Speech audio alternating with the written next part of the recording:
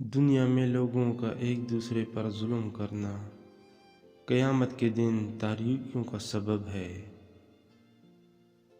اللہ پاک جب کسی کو ذلیل و رسوا یا ہلاک کرنے کا ارادہ فرماتا ہے تو اس سے حیا چھین لیتا ہے، پھر تم اس شخص کو اس حال میں پاؤ گے کہ وہ لوگوں سے نفرت کرتا ہے اور لوگ اس سے نفرت کرتے ہیں۔ ایک شخص نے حضرت سلمان فارسی رضی اللہ عنہ کی خدمت میں حاضر ہو کر عرض کی، مجھے نصیحت کیجیے۔ فرمایا، گفتگو مت کرو۔ اور اس نے عرض کی، جو لوگوں کے درمیان رہتا ہے اسے بات چیت کیے بغیر چارہ نہیں۔ فرمایا، اگر گفتگو کرنی ہی ہو تو حق بات کہو یا خاموش رہو۔ ہر شخص کا ایک باطن ہوتا ہے اور ایک ظاہر۔ جو اپنے باطن کو سنوار لیتا ہے اللہ پاک اس کے ظاہر کو سنوار دیتا ہے، اور جو اپنے باطن کو بگاڑ لیتا ہے اللہ پاک اس کے ظاہر کو بھی بگاڑ دیتا ہے۔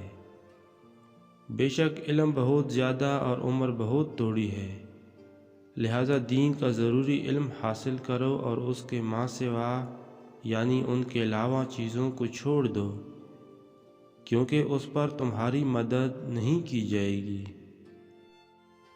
حضرت سلمان فارسی رضی اللہ عنہ سے ایسے گناہ کے بارے میں پوچھا گیا جس کی موجودگی میں کوئی نیکی فائدہ نہیں دیتی، تو آپ رضی اللہ عنہ نے ارشاد فرمایا، وہ گناہ تکبر ہے۔ حضرت سلمان فارسی رضی اللہ عنہ نے فرمایا، مجھے 3 چیزیں ہنساتی اور 3 رلاتی ہیں۔ ہنسانے والی 3 چیزیں یہ ہیں: تعجب ہے اس شخص پر جو دنیا سے امیدیں باندھتا ہے حالانکہ موت اس کی تلاش میں ہے، اور حیرت ہے اس انسان پر جو غفلت سے بیدار نہیں ہوتا، اور اس پر بھی تعجب ہے جو منہ کھول کر ہنستا ہے حالانکہ اسے نہیں معلوم کہ اس کا رب اس سے راضی ہے یا ناراض۔